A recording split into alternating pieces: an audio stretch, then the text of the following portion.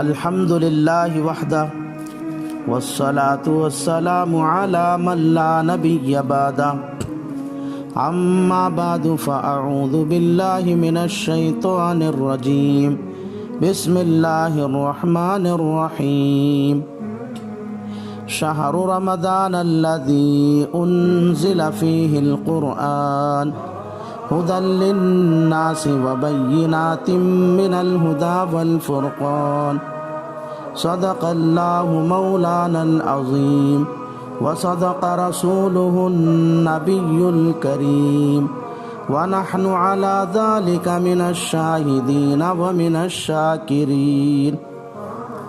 معزز سامعین، رمضان المبارک کا مہینہ چل رہا ہے۔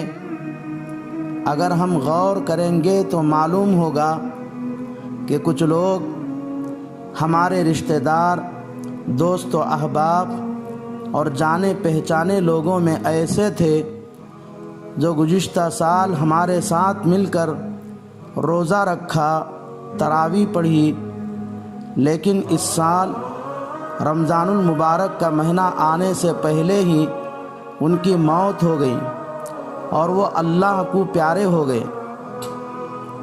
اس لیے وہ رمضان المبارک کے مہینے میں ہمارے ساتھ نہ رہے، لیکن اللہ نے ہم پر بڑی مہربانی فرمائی، زندہ رکھا، صحت عطا کی، رمضان المبارک کا مہینہ پانا نصیب فرمایا۔ اس سال ہم رمضان کے مہینے میں زندہ ہیں، لیکن کیا بھروسہ کہ ہم آئندہ رمضان تک حیات رہیں گے اور رمضان کو پائیں گے۔ ہو سکتا ہے کہ رمضان کے آنے سے پہلے ہی ہماری روزی روٹی ختم ہو جائے، سانس کی گھڑیاں مکمل ہو جائے اور ہم کو اس دنیا سے کوچ کرنا پڑے، پھر نہ ہم رمضان تک زندہ رہ سکیں گے اور نہ رمضان کو پا سکیں گے۔ اس لیے اللہ نے ہم کو جو رمضان المبارک کا مہینہ دیا ہے اس کو غنیمت جانیں اور عبادت، نماز، روزہ، تراویح، توبہ استغفار کر کے اللہ کو راضی کر لے اور رمضان المبارک کے اس مہینے کو قیمتی بنائے۔ انسان کا مزاج ہے کہ آدمی اسی چیز کی قدر کرتا ہے جس کی اہمیت دل میں ہوتی ہے۔ رمضان المبارک کی اہمیت اپنے اندر پیدا کرنے کے لیے رمضان المبارک کے مہینے کے فضائل مستند کتابوں کا مطالعہ کر کے معلوم کریں یا بزرگوں اور اہل حق علماء کی مجالس میں جا کر براہ راست ان سے استفادہ کریں۔ اگر اس کا موقع نہ ہو تو معتبر علماء کے بیانات رمضان کے فضائل کے عنوانات سے سننے کا اہتمام کریں، چونکہ رمضان المبارک کے فضائل سننے سے رمضان المبارک کی اہمیت دل میں پیدا ہوتی ہے اور روزہ، تراویح وغیرہ اعمال کے فضائل سننے سے آدمی کے اندر روزہ، تراویح کا اہتمام کرنے کا جذبہ پیدا ہوتا ہے۔ اس لیے قرآن حدیث کی روشنی میں رمضان اور اعمال رمضان کے فضائل آسان اور سلیس زبان میں بیان کیے جاتے ہیں تاکہ سننے والے ہر مسلمان مرد عورت کے دل میں رمضان المبارک کی اہمیت پیدا ہو اور رمضان المبارک میں نماز، روزہ، تراویح، توبہ استغفار کر کے اللہ کو راضی کرنے کا شوق پیدا ہو۔ چنانچہ روایتوں سے معلوم ہوتا ہے کہ رسول اللہ صلی اللہ علیہ وسلم رمضان المبارک کو پانے کی دعا رجب سے کرتے تھے۔ چنانچہ جب رجب کا چاند نظر آتا تو حضور صلی اللہ علیہ وسلم اپنی دعاؤں میں یوں کہا کرتے تھے: اللہم بارک لنا فی رجب و شعبان وبلغنا رمضان۔ ایک مشہور تابعی ہیں ابن الفضل، وہ فرماتے ہیں کہ ہمارے زمانے میں رمضان المبارک کے مہینے کو پانے کا اس قدر اہتمام تھا کہ ہمارے زمانے کے لوگ 6 مہینے پہلے سے دعا کرتے تھے، کانوا یدعون اللہ 6 اشہر ان یبلغہم، اے اللہ ہم کو رمضان المبارک کا مہینہ نصیب فرما۔ جو آدمی 6 مہینے سے کسی چیز کو پانے کی دعا کر کے پائے، اندازہ لگائیے وہ اس کی کس قدر اہتمام کرے گا۔ چنانچہ رمضان المبارک کو عبادت میں گزار کر جب رمضان ختم ہو جاتا تو رمضان المبارک کی عبادتوں کو قبول کرانے کے لیے 6 مہینے تک یہ دعا کرتے تھے، ثم یدعونہ 6 اشہر ان یتقبلہ، اے اللہ ہم نے رمضان المبارک کے مہینے میں تیری توفیق سے جو کچھ بھی عبادت کی ہے تو اس کو قبول فرما۔ گویا کہ رسول اللہ صلی اللہ علیہ وسلم اور ان کے نقش قدم پر چلنے والے بزرگوں نے 6 مہینے پہلے سے رمضان المبارک کو پانے کی دعا کر کے رمضان کا شاندار استقبال کیا ہے۔ لیکن ہمارا حال کیا ہے؟ مجھے افسوس کے ساتھ کہنا پڑتا ہے کہ ہم بھی رمضان کے آنے سے 1 مہینہ 2 مہینہ پہلے سے رمضان کی تیاری کرتے ہیں، لیکن ہم رمضان کی تیاری کیسے کرتے ہیں؟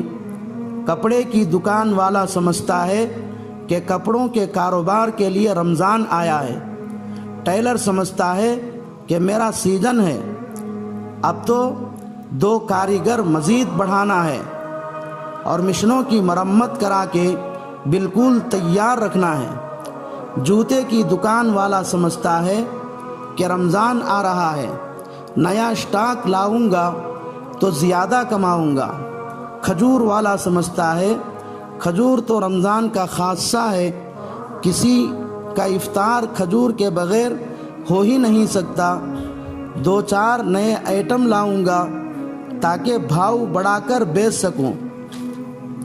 فروٹ والا یہ سمجھتا ہے کہ رمضان آ رہا ہے، پورے سال میں جتنا فروٹ بکتا ہے اس سے دگنا صرف رمضان میں بکتا ہے، اس لیے فروٹ زیادہ لانے کا انتظام کرنا ہے۔ کوئی ہوٹل والا سمجھتا ہے اب تو حریص کی بھٹی لگانے اور بریانی کی مختلف ڈشیں بنانے کا زمانہ آ رہا ہے۔ عورتیں سمجھتی ہیں کہ رمضان المبارک کا مہینہ آ رہا ہے، گھر کو کلر کر دیا جائے، دروازوں اور کھڑکیوں پر نئے پردے ڈال دیے جائے، کچن میں کھانے پینے کا سامان بھر دیا جائے۔ خلاصہ یہ ہے کہ کپڑوں کا تاجر رمضان کو کپڑے بیچنے کا سیزن سمجھتا ہے، ٹیلر رمضان کو کپڑے سینے کا سیزن سمجھتا ہے، فروٹ بیچنے والا رمضان کو فروٹ بیچنے کا سیزن سمجھتا ہے، جوتے والا رمضان کو جوتے بیچنے کا سیزن سمجھتا ہے، کھجور والا رمضان کو کھجور بیچنے کا سیزن سمجھتا ہے، ہوٹل والا مزیدار ڈشیں بنانے کا مہینہ سمجھتا ہے۔ نتیجہ یہ ہوتا ہے کہ کپڑے والا رمضان میں روزہ تراویح پر کپڑوں کی تجارت کو ترجیح دیتا ہے، فروٹ والا فروٹ کو ترجیح دیتا ہے، کھجور والا کھجور کو ترجیح دیتا ہے، ٹیلر کپڑے سینے کو ترجیح دیتا ہے۔ یہی وجہ ہے کہ اکثر لوگ اپنی تجارت اور دکانداری کے لیے روزہ تراویح کو آگے پیچھے کرتے ہیں۔ نماز روزہ تراویح کے لیے بیپار اور تجارت کو آگے پیچھے کرنے کے لیے تیار ہی نہیں ہوتے۔ اس کا صاف مطلب یہ ہے کہ آج تک ہم نے نہیں سمجھا کہ رمضان کی قدر کیا ہے، اس کا استقبال کیسے کرنا ہے۔ رمضان المبارک کا استقبال کا طریقہ وہ ہے جو روایتوں میں رسول اللہ صلی اللہ علیہ وسلم سے ثابت ہے۔ رسول اللہ صلی اللہ علیہ وسلم رمضان المبارک کے استقبال میں شعبان ہی سے روزہ رکھنا شروع کر دیتے تھے۔ کبھی کبھی آپ صلی اللہ علیہ وسلم رمضان کے علاوہ شعبان کے پورے مہینے کے روزے بھی رکھتے تھے۔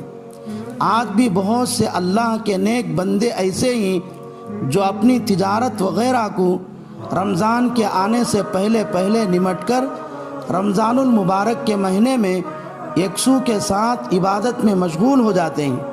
اللہ سے دعا ہے کہ اللہ تبارک و تعالی مجھے اور آپ کو رمضان المبارک کے مہینے کی قدر کرنے کی توفیق عطا فرمائے اور رمضان المبارک کے مہینے میں اپنے کاموں کو آگے پیچھے کر کے رمضان المبارک کے مہینے کو عبادات کے ذریعے قیمتی بنانے، توبہ استغفار کر کے اللہ کو راضی کرنے اور اللہ کو پانے کی توفیق عطا فرمائے۔ آمین۔ وآخر دعوانا ان الحمد للہ رب العالمین۔